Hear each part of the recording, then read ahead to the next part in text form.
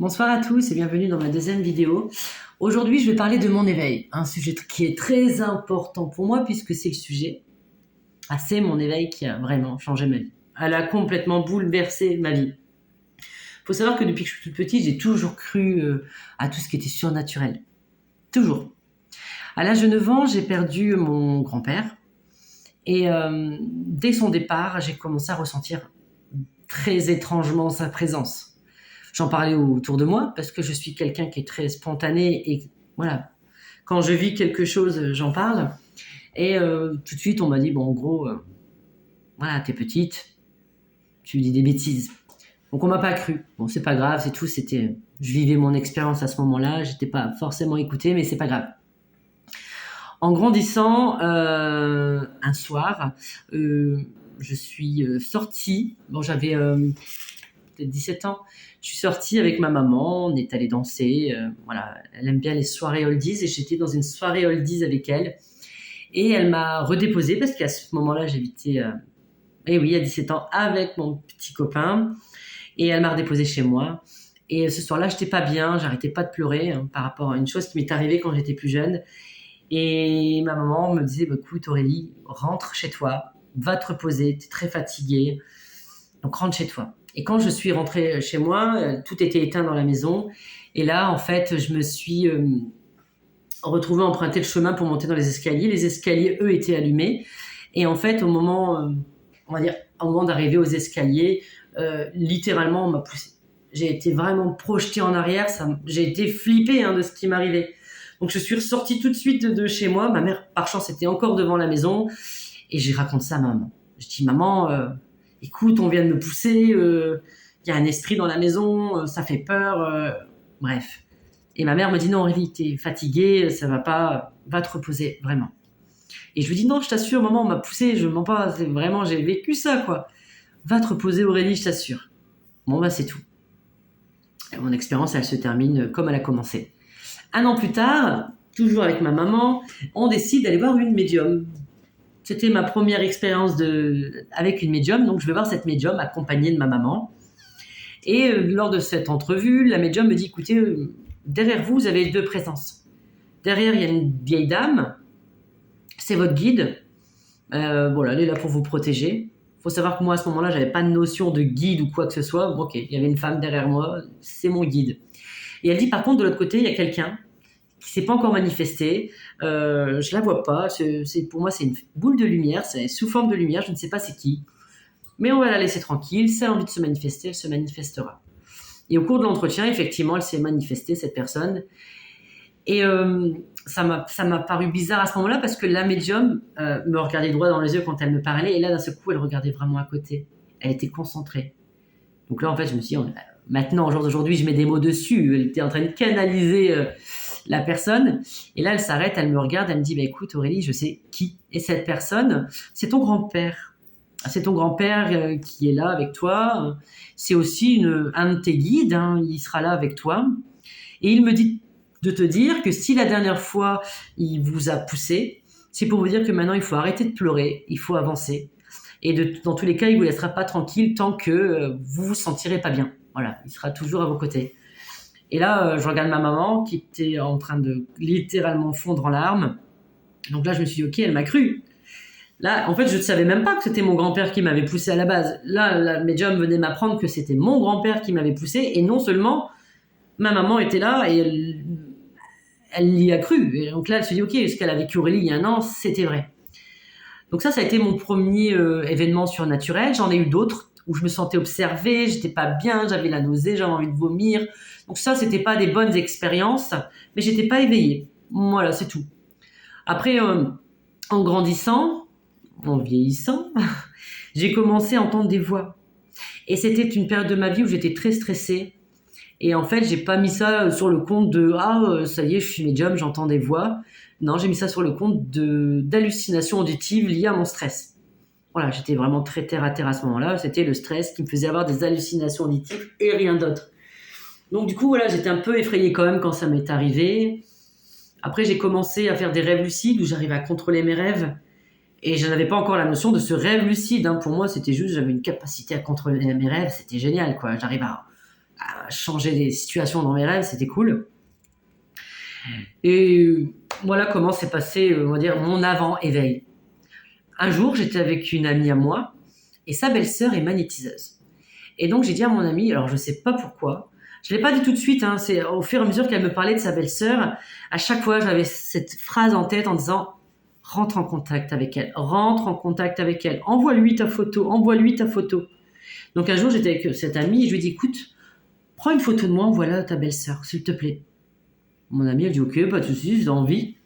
Donc elle envoie la photo à sa belle-sœur et sa belle-sœur, quand elle voit ma photo, décide de nous appeler directement. Et là, ça a été le discours qui a changé toute ma vie.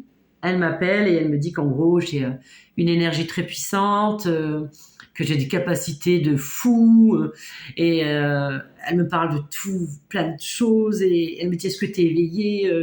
Je lui dis, je sais même pas ce que c'est un éveil, quoi. Et elle me dit, elle me pose plein de questions, donc elle me dit, oui, je vois que tu as conscience de quand même pas mal de choses qui t'entourent. Est-ce que tu as déjà été... à me demander des expériences que j'avais déjà vécues. Est-ce que tu as déjà vu certaines choses? Est-ce que tu as déjà entendu? Donc je lui dis oui, j'ai déjà entendu, oui, j'ai déjà vu ou cru voir des choses et tout ça, mais bon, je me mettais ça sur le compte du stress. Donc elle me dit, il faut qu'on se rencontre.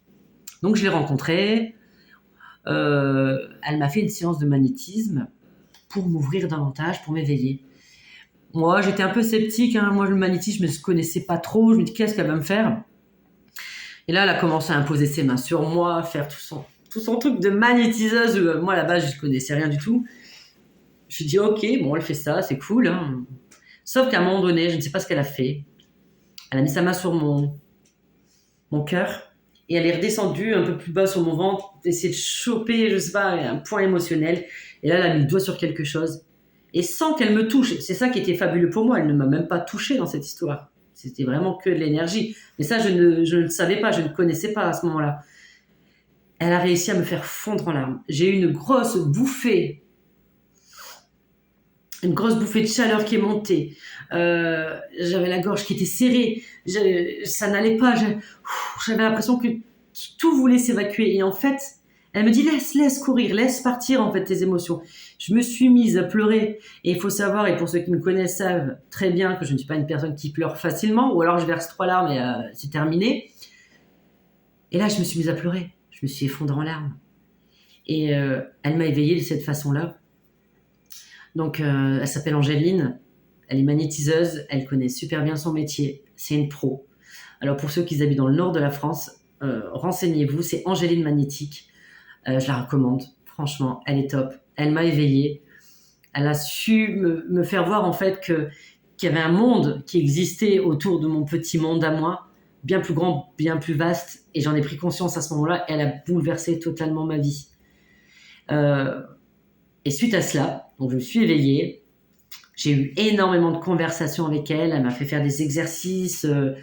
Et là, je me suis révélée en fait des capacités que je ne savais même pas, comme la lecture d'âme.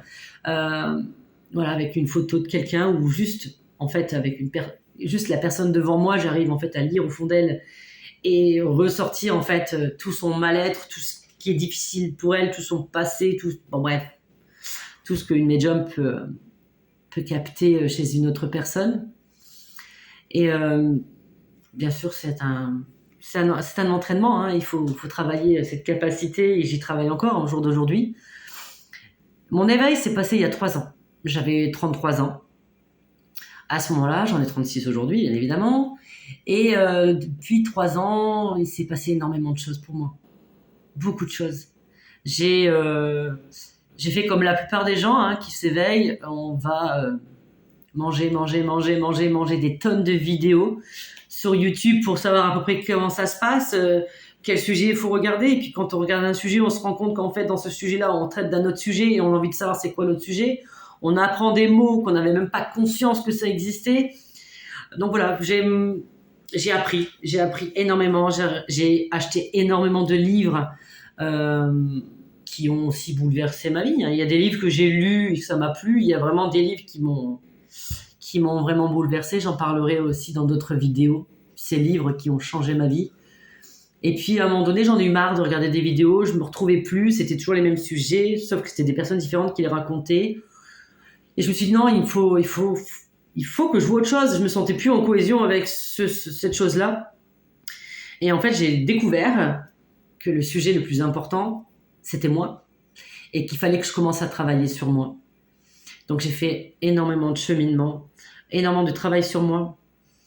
J'avais beaucoup de mal avec les gens qui sortaient de ma vie, parce que mon éveil a bouleversé, comme je dis, toute ma vie. Je me suis séparée.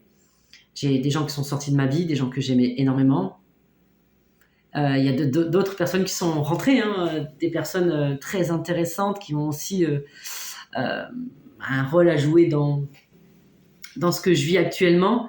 Et en fait, en travaillant sur moi, en écoutant mon cœur, en me connectant mon âme, en me connectant à mes propres blessures, à mon propre passé, à mes vies antérieures, à mon transgénérationnel. Vraiment, j'ai fait un travail en profondeur. Et j'y travaille encore parce que franchement, en réalité, quand on commence à se concentrer sur soi, on se rend compte qu'on ne se connaît pas énormément et qu'on a énormément de travail. Et donc, j'ai commencé à me concentrer sur moi.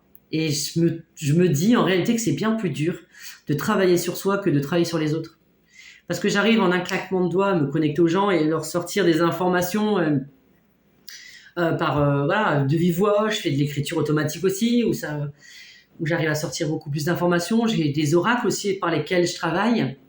D'ailleurs, je profite, je suis en train de créer mon propre oracle parce que j'adore travailler avec les oracles des autres. Et l'idée, en fait, a germé dans mon esprit en disant mais tu seras plus à l'aise avec ton propre oracle. Faut savoir que l'oracle, je l'utilise pas forcément tout le temps. Il y a juste des fois quand je dis certaines choses aux gens et que j'ai besoin d'avoir juste une certitude sur ce que je dis ou juste une confirmation, voilà, je tire les cartes. Mais sinon, ça reste un support pour moi. Voilà, ça m'a profondément changé. J'ai encore beaucoup de travail à faire. J'explore tous les jours. Je me suis aussi découverte créatrice de bijoux. Voilà, je crée mes propres bijoux. J'adore ça. Ouais, pour l'éveil, je trouve que c'est vraiment une partie très importante de notre vie. Et je pense que c'est en même temps une partie très, très, très difficile. C'est très bien parce qu'on découvre pas mal de choses, mais en même temps, c'est très difficile. C'est très compliqué de vivre un éveil. Franchement, c'est la chose la plus heureuse et en même temps la plus douloureuse que j'ai eu à vivre. Mais bon, je le conseille à tout le monde. Donc, ouais, si vous avez besoin de conseils sur votre éveil, sur des choses qui vous semblent importantes, n'hésitez pas en commentaire à me poser des questions et j'y répondrai. En tout cas, merci de m'avoir écouté. J'espère vous avoir parlé avec mon cœur ce soir et vous avoir raconté mon éveil comme je sais le raconter. Je suis pas très à l'aise en vidéo, vous pouvez le voir. Je pense que je vais m'améliorer avec le temps. Mais en tout cas, j'étais contente d'avoir partagé mon histoire avec vous. Bonne soirée.